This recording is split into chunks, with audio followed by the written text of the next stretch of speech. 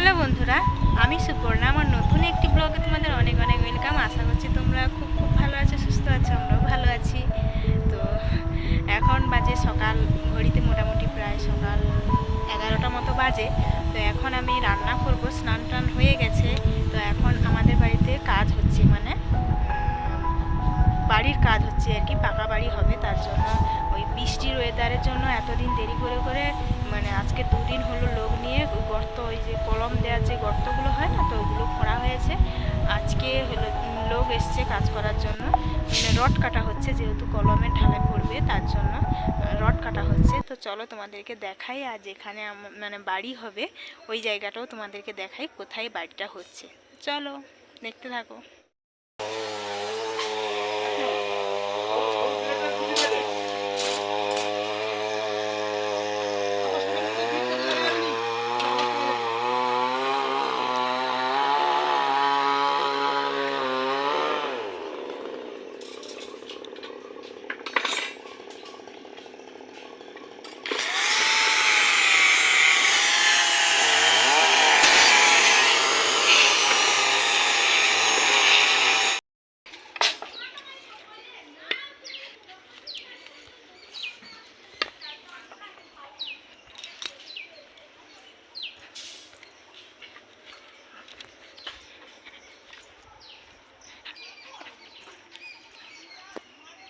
তো বন্ধুরা দেখতেই পাচ্ছ, মানে সামনে এরকম একটা জায়গা করা হয়েছে যাতে বালি সিমেন্টগুলো গুলিয়ে কাট করতে পারে। সামনে রাখা হয়েছে বালি আর পেছনে রাখা হয়েছে ইট। আর এই জায়গাটাতে বন্ধুরা আমাদের বিশাল বড় একটা মাটির বাড়ি ছিল, যেটা ভেঙে ফেলা হয়েছে, দিয়ে এরকম উঁচু করা হয়েছে যাতে বর্ষাকালে জল না ঢুকে যায়। আর এই গর্তগুলো খোঁড়া হয়েছে। আর দেখতেই পাচ্ছ মেঘের ওয়েদার, একদম মেঘলা মেঘলা ওয়েদার, বৃষ্টিও হচ্ছে হালকা হালকা। তো ঠাকুর করে ডাকছি যাতে বৃষ্টিটা না হয়। বৃষ্টিটা হয়ে গেলে কি হয় বন্ধুরা, গর্তের ভেতরে জল জমে গেলে আমাদের ডবল খাটনি করতে হবে। তো তার জন্য দেখছি বৃষ্টিটা আর হচ্ছে না, বৃষ্টিটা এখন কমে গেছে। তো যাই হোক, আমাদের কাজটা হয়ে যাক, তারপর বৃষ্টি হোক, কোনো ব্যাপার নেই।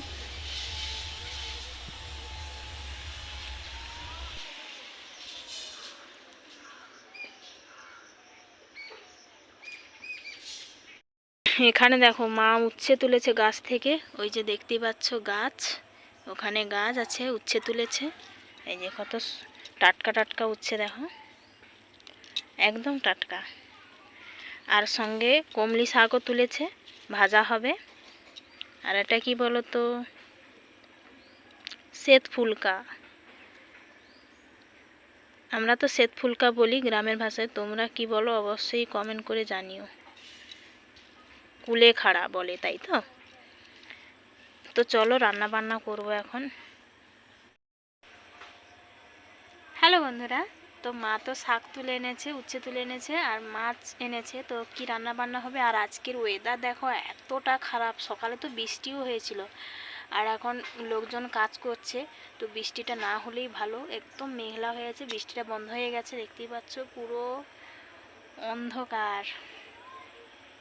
হ্যালো বন্ধুরা, তো দেখো আমার মেয়ের কাণ্ড দেখো, স্কুল থেকে এসেছে, ভাত খেয়ে এসেছে, তো এখন ফ্যান চালিয়ে দেখছি শুয়েছে। মোবাইল দেখতে দেখতে, এই মোবাইলটা কার্টুন দেখে, তো কার্টুন দেখতে দেখতে দেখি কি ঘুমিয়ে গেছে। তো দেখো ঘুমিয়ে গেছে। তো রাত্রে তো এখন দেখো আমার মেয়ের কাণ্ড দেখো, স্কুলে গিয়েছিল, স্কুল থেকে এসে ঘুমিয়ে পড়েছে। তো এখন তো রাত মানে ছোট হয়ে গেছে, তার জন্য রাতে ঘুমাতে ঘুমাতে 11টা বেজে যায়, 11:30। তো ফ্যানটা চালিয়ে দেখছি, মোবাইল দেখতে দেখতে ঘুমিয়ে গেছে। এখানে নুনের প্যাকেটটা আমি কেটে নিচ্ছি, কেন রান্না করতে যাব দেখি নুনটা পুরো শেষ হয়ে গেছে।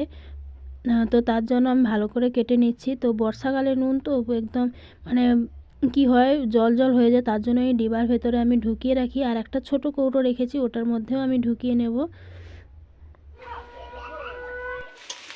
তো বন্ধুরা দেখতে পাচ্ছ আমি রান্না বসিয়েও দিয়েছি। আর এখানে দেখো ওই শাকগুলো, সেগুলো ভাজি হচ্ছে। তো প্রথমে আমি নুন হলুদ দিয়ে এটাকে ভালো করে জলটা ঝরিয়ে ভালো করে মানে শুকনো করে নেব। দিয়ে তারপর মানে পেঁয়াজ কুচি, রসুন কুচি, আর মানে শুকনো লঙ্কা, তো এগুলো দিয়ে ভালো করে শাকটাকে ভাজা ভাজা করব। তো এখন দেখো মানে শাকটা আমার হয়ে গেছে ভাজা ভাজা, এটাকে আমি তুলে নিচ্ছি। তো এইভাবে তোমরা শাকটা ভাজা করে দেখো, খুবই টেস্ট হয় খেতে। তো এই যে দেখতে পাচ্ছ তেলটা দিয়ে দিলাম। তো তারপর দিয়ে দিচ্ছি 2টো শুকনো লঙ্কা। তো এটা এখন হয়ে গেছে ভাজা, এটাকে এখন তুলে নিচ্ছি। তো তারপর দিয়ে দিলাম ওই রসুন কুচি, পেঁয়াজ কুচি। তো এটাকে আমি ভালো করে ভাজবো না, একটু মানে কম কম আঁচেই ভাজবো, দিয়ে এটাকে তুলে নেব। বেশি ভাজলে কি হয়, রসুনের ওই গন্ধটা চলে যায়, শাকের ভাজাটা খুব একটা খেতে ভালো লাগে না। তার জন্য রসুনটাকে ভালো করে, রসুন পেঁয়াজ দুটোকেই ভালো করে ভাজবো না, একটু হালকাভাবেই ভাজবো। তো এখানে আমি আগে যেই শুকনো লঙ্কাগুলো আমি ভেজে রেখেছিলাম, তো ওটাকে ভালো করে গুঁড়ো করে তারপর ওই পেঁয়াজ আর রসুন কুচির মধ্যে দিয়ে দিলাম, দিয়ে এটাকে ভালো করে মিশিয়ে তারপর শাকগুলোকে তুলে নেব, দিয়ে একটুখানি ভালো করে ভাজা ভাজা করে নিলেই শাকের ভাজাগুলো টেস্ট হয় খেতে। এই দেখতে পাচ্ছ তুলে দিলাম। তো তোমরা দেখতেই পাবে শাক ভাজার কালারটা কতটা সুন্দর হয়েছে। তো এইভাবে তোমরা শাকের ভাজা করে খেয়ে অবশ্যই ভালো লাগবে। আমি তো সবসময় এরকমভাবে শাকের ভাজা করি, আর আমার বাড়ির সবাই খেতে খুব ভালোই বাসে। তারপর করছি পটলের তরকারি। তো পটলগুলোকে আগে আমি ভালো করে ভাজা ভাজা করে এখন তুলে নিচ্ছি, দিয়ে তারপর মশলাটাও করে নেব। তো তারপর আমার মশলাটা করা হয়ে গেছে। এখানে টমেটো কুচি, আদা, জিরে আর লঙ্কা ভালো করে বেটে নিয়েছি, দিয়ে এখন তেলটা দিয়ে দিলাম। তারপরে কালারের জন্য একটু চিনিও দিয়ে দিলাম, দিয়ে তারপর ওই মশলাটাকে তেলের মধ্যে তুলে দেব। তো মশলাটা এখন তুলে দিয়েছি, তো এটাকে এখন ভালো করে মশলাটাকে কষিয়ে নেব। তো একটুখানি জলও এর মধ্যে দিয়ে দেবো, কারণ জলটা দিলে কী হবে, মানে তেলের সঙ্গে ওই মশলাটা পুড়ে যাবে না। জলটা দিলে ভালো করে মশলাটা এখন মানে কষানো হবে আর কি। তো তোমরা এইভাবে করে দেখো, অবশ্যই তরকারিগুলো ভালো হবে আর খেতেও ভালো লাগবে। এখানে আগে যেই আলুগুলো আমি সেদ্ধ করে রেখেছিলাম, তো ওগুলোকে ভালো করে ওই মশলার সঙ্গে আমি ভালো করে কষিয়ে নেব, দিয়ে তারপর পটলটাকেও তুলে দেব, দিয়ে ভালো করে কষানো হয়ে গেলে তারপর জল দিয়ে দেব। এখন দিয়ে দিচ্ছি নুন,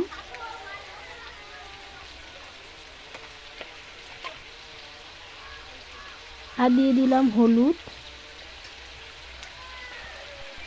এটাকে এখন ভালো করে কষাতে থাকবো। দেখতে পাচ্ছ পটলগুলো আমি তুলে দিয়েছি, দিয়ে ভালো করে এখন কষিয়ে নিচ্ছি। আর কালারটা তোমাদের দেখে মনে হচ্ছে, তো মেঘলা ওয়েদার, তো তার জন্য আর কারেন্টও নেই, তার জন্য মানে লাইটের কম পড়েছে, তার জন্য তোমাদের ভালো করে বুঝতেই পারছো না। দেখতেই পাচ্ছ কালারটা কতটা সুন্দর হয়েছে। তোমরা এইভাবে ট্রাই করে দেখো, অবশ্যই ভালো হবে, আমি কথা দিচ্ছি। তো বন্ধুরা দেখতে পাচ্ছ এখন আমি জলটা দিয়ে দিলাম। তো জলটা দিয়ে ভালো করে ফুটিয়ে নিলেই তরকারিটা হয়ে যাবে।